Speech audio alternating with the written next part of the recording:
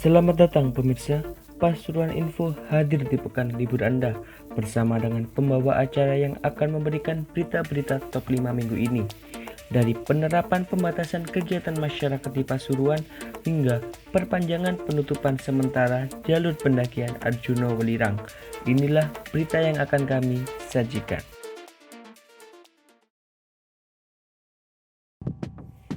Pemerintah Kabupaten Pasuruan akan melakukan pembatasan kegiatan masyarakat mulai tanggal 11 Januari sampai 25 Januari 2021 mendatang. Pembatasan kegiatan masyarakat tersebut dilakukan untuk menekan meluasnya virus corona di wilayah Kabupaten Pasuruan. Dalam surat edaran yang dikeluarkan pada tanggal 8 Januari 2021, ada beberapa hal penting yang diatur dalam pembatasan kegiatan masyarakat.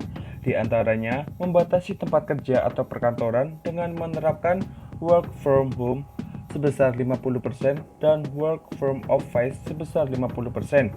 Kegiatan belajar mengajar juga dilakukan secara daring. Untuk restoran, kafe, rumah makan tetap melayani makan dan minum di tempat sebesar 50% dengan jam operasional hingga pukul 9 malam. Begitu pula berlaku untuk pusat perbelanjaan dan pertokoan. Bagi dunia perhotelan, tamu hotel, penginapan, dan sejenisnya yang menginap lebih dari 3 hari wajib melakukan rapid test antigen dengan hasil non-reaktif atau negatif. Selain itu, tempat wisata dan hiburan boleh buka, asalkan buka mulai pukul 10 pagi hingga tutup pukul 8 malam.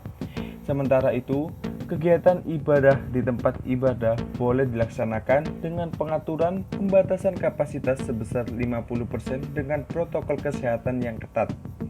Tidak jauh berbeda, pemerintah Kota Pasuruan juga melakukan pembatasan kegiatan masyarakat yang berlaku mulai hari Senin 11 Januari. Hal ini tertuang dalam Surat Edaran Wali Kota Pasuruan Nomor 13 Tahun 2021 tentang pembatasan waktu kegiatan masyarakat untuk mengendalikan penyebaran COVID-19 di Kota Pasuruan. Dalam surat edaran itu tertulis kalau pelaku usaha, pengelola, penyelenggara, atau penanggung jawab perkantoran, tempat kerja, pusat perbelanjaan, rumah makan, kafe diwajibkan untuk menerapkan batasan jam operasional maksimal pukul 8 malam. Tidak hanya itu, pemerintah Kota Pasuruan juga menutup seluruh taman. Penutup dilakukan seiring aturan pembatasan waktu kegiatan masyarakat yang dimulai pada 11 Januari hingga 2 minggu mendatang. Selain itu, masyarakat juga diminta untuk mengurangi kegiatan di luar rumah, kecuali kegiatan yang penting dan mendesak dengan tetap menerapkan protokol kesehatan yang ketat. Sidang dugaan korupsi rehabilitasi gedung SDN Gentong Kota Pasuruan sampai pada agenda tuntutan. Muhammad Rizal, terdakwa kasus ini dituntut hukuman penjara 1 tahun 3 bulan.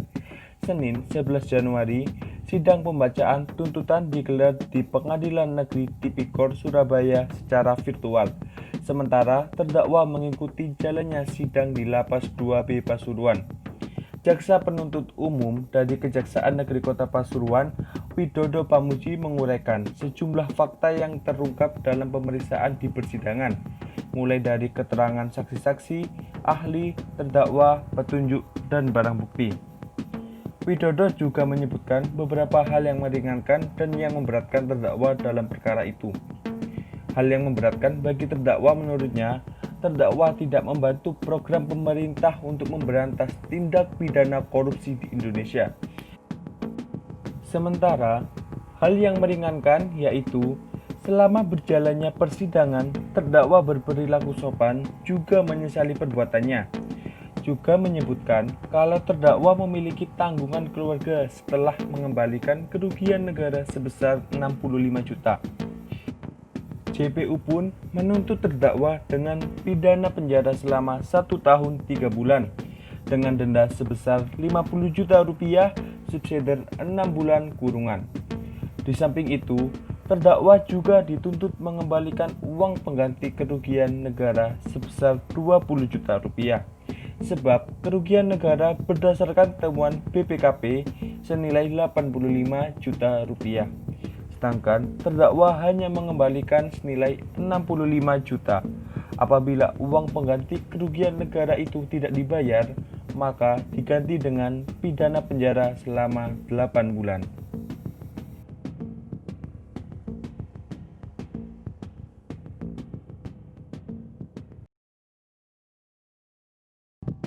Warga Kelurahan Kersikan, Kecamatan Bangil, geger Senin malam 11 Januari.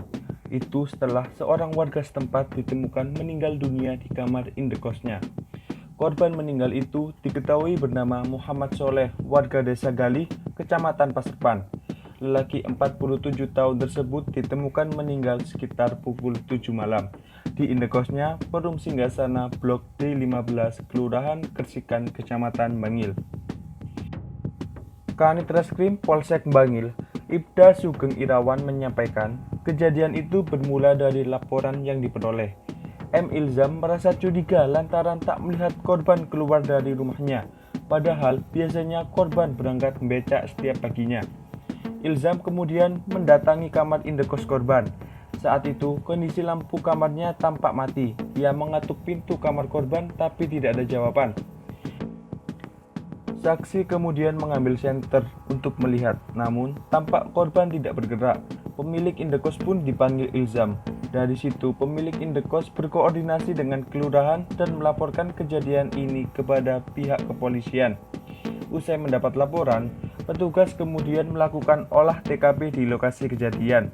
Dari hasil pemeriksaan, petugas tidak menemukan kekerasan yang dialami korban. Ia menduga korban meninggal karena sakit yang dideritanya.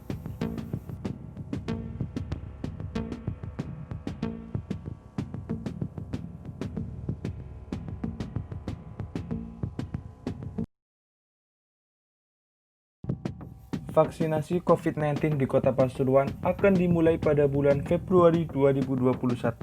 Seluruh puskesmas dan puskesmas pembantu di Kota Pasuruan jadi tempat pelaksanaannya. Kepala Dinas Kesehatan Kota Pasuruan, Shirley Marlena mengatakan, pos vaksinasi ada 39 yang terdiri dari 8 puskesmas, 29 puskesmas pembantu, rumah sakit, dan kantor kesehatan pelabuhan. Juru bicara Satgas COVID-19 Kota Pasuruan, Kokoh Ari Hidayat menambahkan, pada Februari nanti Kota Pasuruan bakal mendapatkan 1.460 dosis vaksin dari pengajuan awal sejumlah 1.757 dosis vaksin.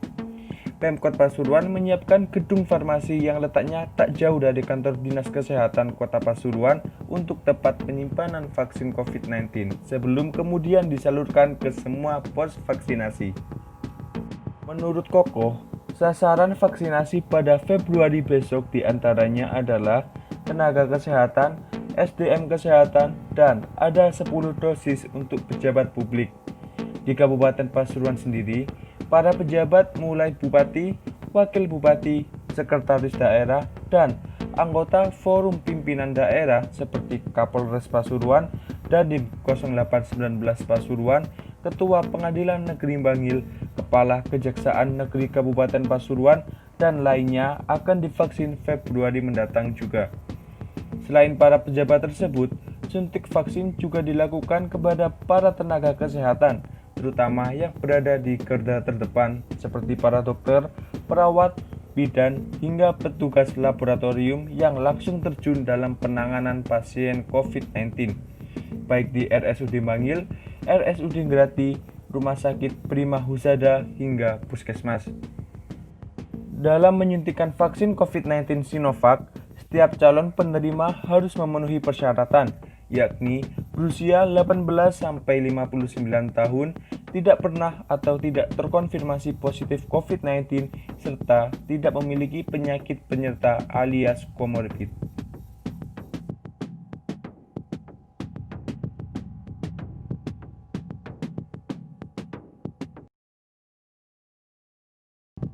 Para pendaki harus lebih bersabar untuk bisa mendaki Arjuna dan Welirang, sebab kini UPT Tahura Air Surjo memperpanjang masa penutupannya.